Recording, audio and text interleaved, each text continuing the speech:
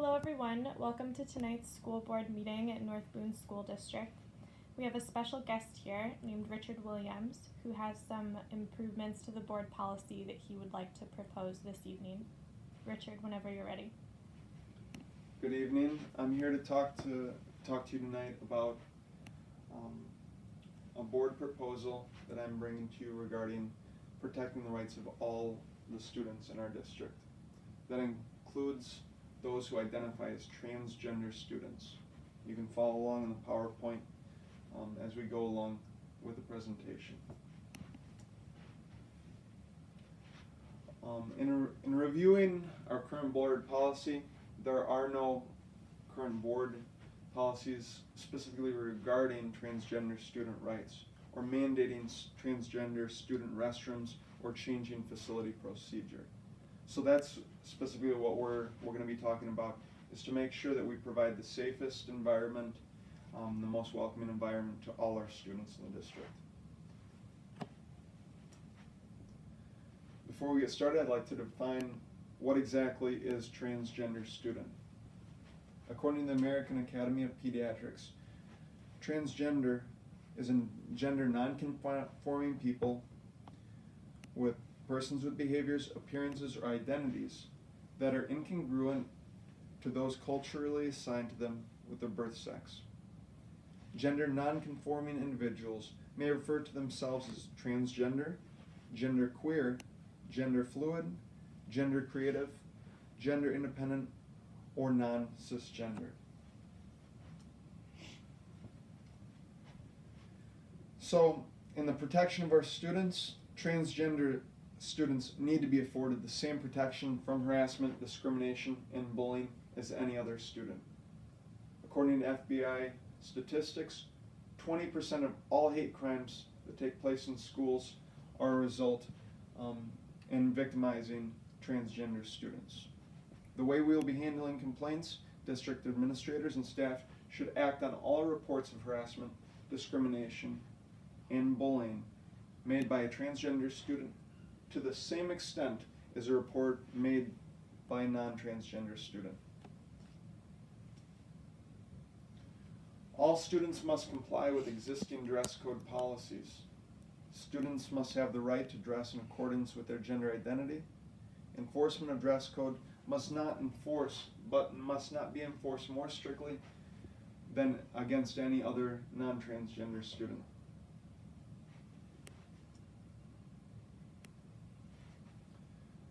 Confidentiality regarding personal information.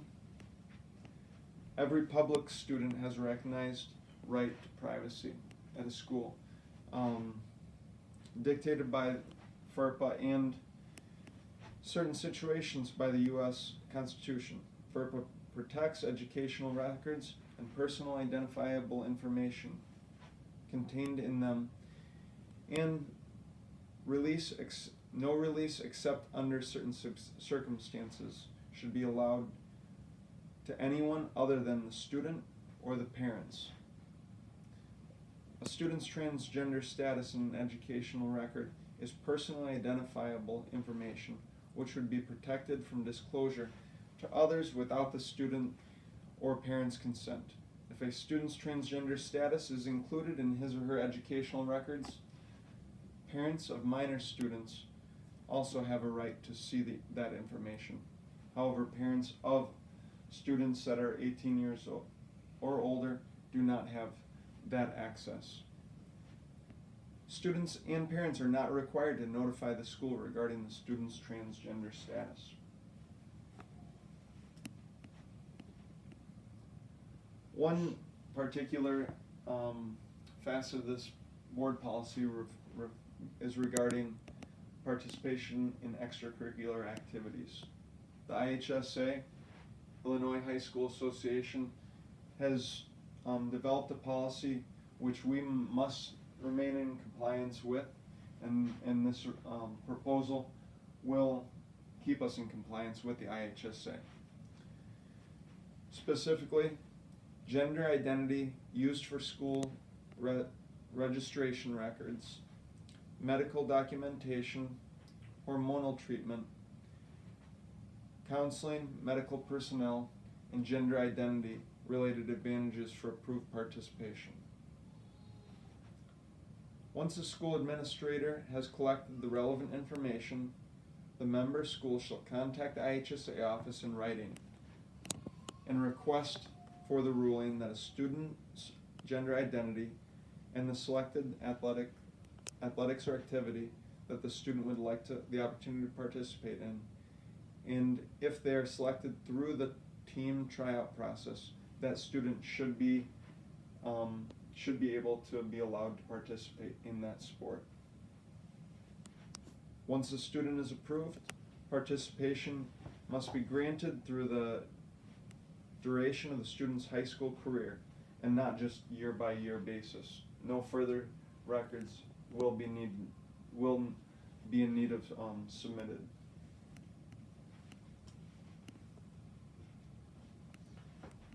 Now, once we implement the school board policy, we need to keep in mind that this is a hot button issue. It's relevant and it's topical in the news.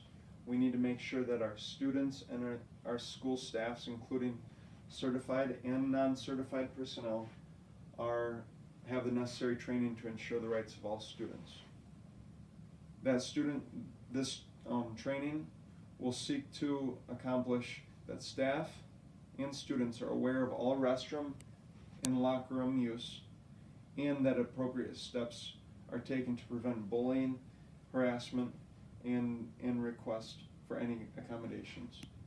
The training that will be included will be mandatory videos that the staff will have to watch. That process is already in place for other things like privacy rights, EpiPen implementation, and other things. So all we're asking to do here is to develop training that staff must watch, and followed by a short test that they'll take. All certified and uncertified school staff will have to take that training and complete the assessment following.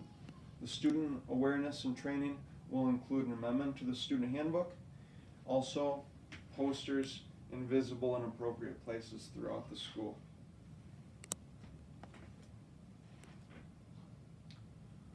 One of the biggest changes that we'll have to put in here is the locker room and restroom changing facilities. So what I'm proposing is all students having access to restrooms, locker rooms, and other changing facilities that are consistent with their great gender identity. Any student who is uncomfortable will have, for any reason at all, and that could be a transgender student who does not want to change in a traditional locker room or use a traditional restroom, can use a separate individual use facility, or any student who is cisgender would be able, if they're potentially uncomfortable with transgender students in those facilities, would have another place to use the restroom or changing facility. No students under any circumstances will be required to use the single user facility based on gender or gender identity. The cost of implementation, it will be mostly in the building and renovation of changing and restroom facilities. All schools in the district have 2 sets of restrooms, and that's including the elementary schools, intermediate, middle, and high school. There's 2 sets of restrooms. This proposition will recommend that 3 of the 4 restrooms will remain cisgender.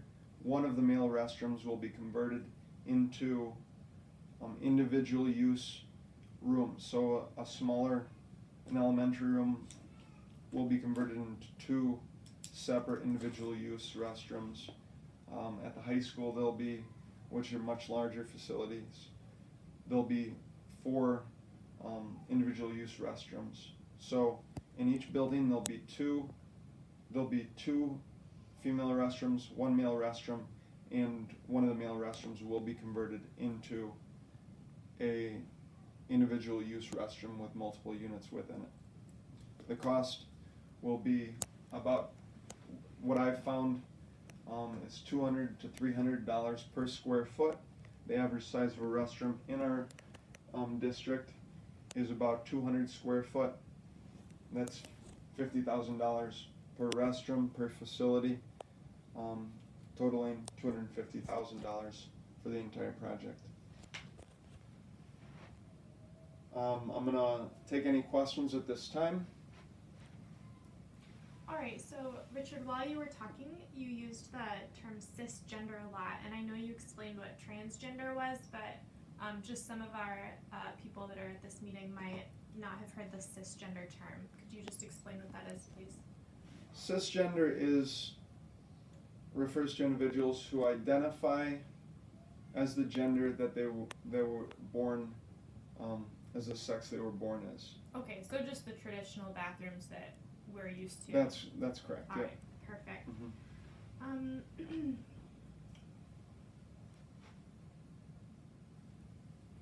Have you thought about how these facilities will be used during events where the public is present at our school? Like we have games, sporting events, or even outdoor events like football games. Will people be allowed to go in the building to utilize these?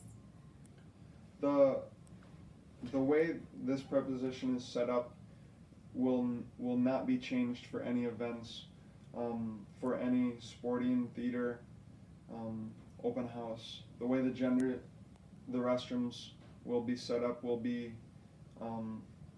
maintained through any events open to parents or the community. Okay, so anyone can use them. Thanks for that clarification. How long do you see this implementation process taking? Well, following the conclusion of tonight's vote, we recommend that we will start the construction over the summer. That way the restrooms and facilities will be up and running by the fall of 2019. Okay, great. You did mention some staff training, that they would be watching videos and signing off Right. and taking tests. But would there be any student training, sensitivity training given to our kids? The student training will not be in procedure. It'll just be in visible posters and visual things around the school, letting kids know of what's going on. Not necessarily training, but there will be communication with the parents in the district and through the local media, letting the community and the parents know that this is the plan. This is why we're doing it, is to ensure that all students feel safe in our learning environments. Other school districts have started to implement things like this as well. And I know that some districts it's been more challenging than others, but I think as a board we are a little concerned about parents' take on this whole thing. Have you thought about how we can handle some of the parents' maybe negative feedback with this? Absolutely, it's all about being proactive, letting them know what's going on with a call all flyers home, utilizing the local media, letting people know so they can be prepared for it. If parents in the community only find out about this when they go to a football game next fall, then I think the surprise is going to be going to put them in a state of irritation. But I think that if we market it correctly, provide the information in advance, provide the statistics on hate crimes, create urgency through data, then I really feel like we can take the edge off. What we've looked at it in other places that have implemented policy in facilities in the same way that I'm recommending. What has happened is early on, there was a little bit of a shock. There were calls with concerned parents, but once people understood the need and the concern through that data, and that it's really not that big of a deal, in that privacy is protected, and people were able to accept and understand what we're trying to do here and protect the rights of all students. Thank you, Richard. That's all the time that we have for you tonight at the meeting, but if we have more questions as a board, we'll be sure to email those to you. Thank you.